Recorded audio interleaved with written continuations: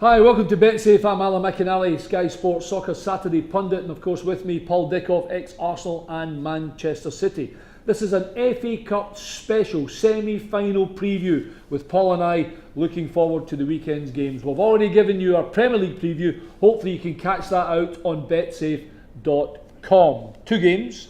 We'll start with Arsenal against Man City, which incidentally, as much as you and I have done our trebles on our Premier League preview, this is my bet of the weekend. Let's start talking about it first.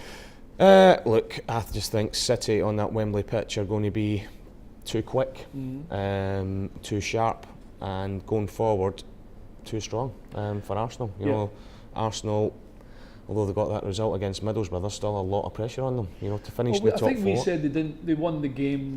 They weren't overly brilliant. No, they weren't. They weren't. And you know, the first time in probably 20 odd years that Wenger's changed and went to three at the back as well. So does he play three at the back against City? I don't know, because it could get massively outnumbered in the middle of the park. He can't do that, Paul, because the wide players, Sané and Sterling would tear Arsenal apart if he played three at the back. Yeah, they will do. Does he bring Bellerin back in to try and cope with the pace of Sané? Yes. Which I still think Sané will have too much for him at the minute. I think it'll be a good tussle between them, but there is absolutely no way. If he plays three at the back, City will score 10 goals by the way. Yeah, and I'm not exaggerating there. Look, it's two of my old clubs, and I always want both to do well. But I think Man City, even if they play four at the back, are going to win this comfortably. I do think Arsenal, genuinely, I think the win will help them, and I think they'll look better at the weekend than they have done for a few weeks. This is a big game for Arsenal. It's a huge game for them.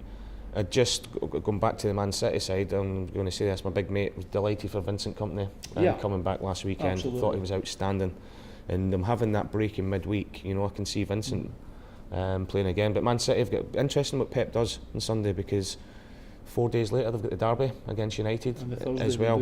So what sort of team he picks, but I think he's going to go strong. Give you the odds: 31-10, over 3-1 Arsenal. It's a huge price if you're a gunner. 29-10 the draw, just short of threes. Man City 5-6. I said it at the start of our FA Cup preview. This is the bet of the weekend on BetSafe.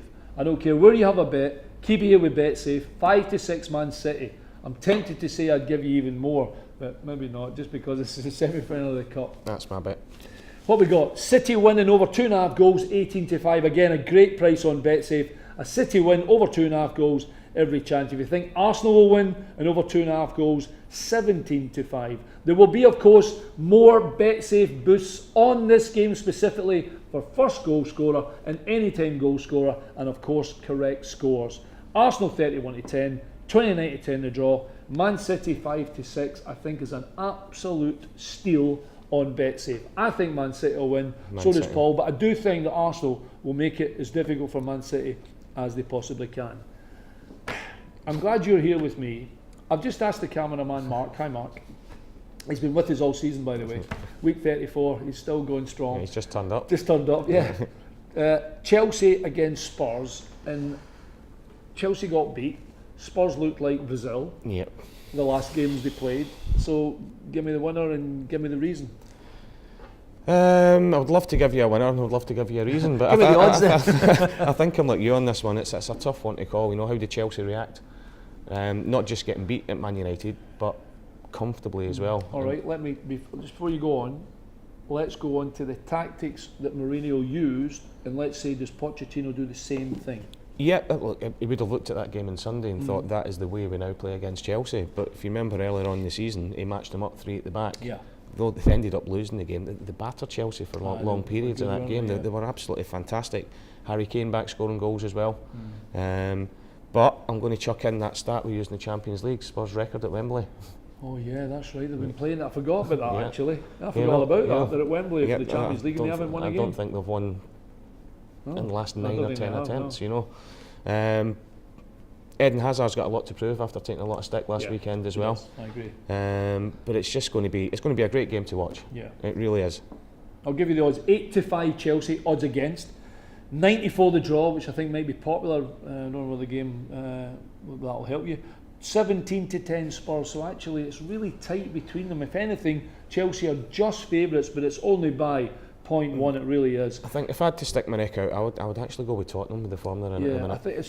I think the way they've been playing, Paul, you know, they've not been winning 1-0 and 2-0. They've been winning 3-0, 4-0, 4-1. Yeah. They've been scoring goals, but they've looked so on top and so in control after 35 minutes in a football match. It's been over. They have, and look, Son, Harry Kane, obviously, Eriksen been taking a lot of credit, but I think that Dembele and Wanyama and Dyer in the middle of the park have been unbelievable, and you just can't see teams breaking them down because they're scoring lots of goals, but they look so solid at the back. I will throw in, and it's not an excuse for Chelsea, incidentally, that Alonso was ill. Yeah. He ended up playing Azpilicueta out of position to a certain extent in the wide left area. Brought in Zuma. Yeah, Kurt Zuma. Kurt Zuma into the back, and the whole thing. But I don't know. That shouldn't have upset them that much. Should that should it? make that much of a difference from I how agree. they've been playing? I'm just trying to play devil's advocate, Yeah.